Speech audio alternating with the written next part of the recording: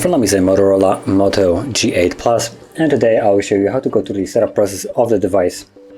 So when you boot up the device for the first time, you'll be presented with this screen that you can see right here, or you get to choose the language. So I'm going to stick with English, but if you want to change it to anything else, all you really need to do is tap on the arrow right there, and then find the language that you want to use from the list. And then tap on Start, and here you'll have the option to put in a SIM card. Now this is completely optional, you can completely skip this step and it will not make any difference.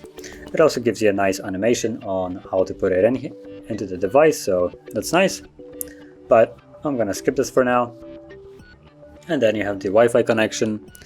So again, this is optional, and if you choose to connect to Wi-Fi, you will get the option to, number one, restore your device from a previous backup, or also log into Google. So yeah, now I'm gonna skip this just for to save time, because otherwise it will look for updates and stuff like that. So just tap on continue,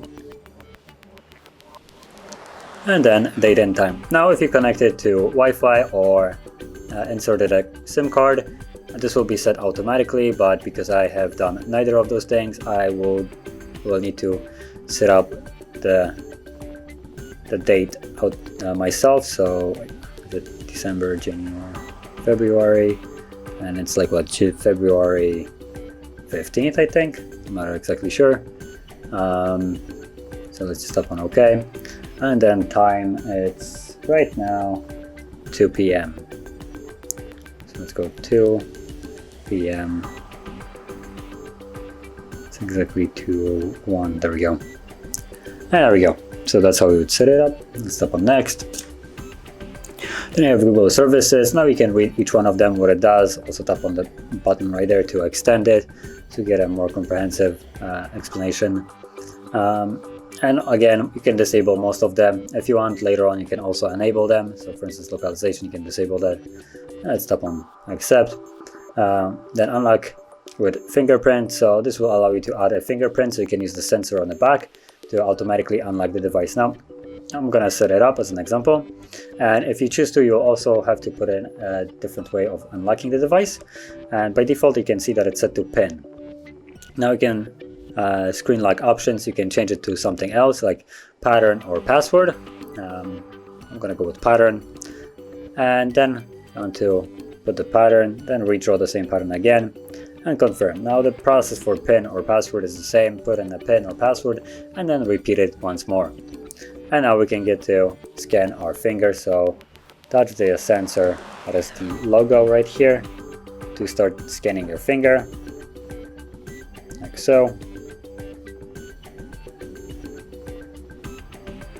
Now when doing this, you want to get a good read of your entire finger, so from all the angles and the middle of it. And once you're done, like I am right now, just click on done. You can also add another fingerprint if you wish to.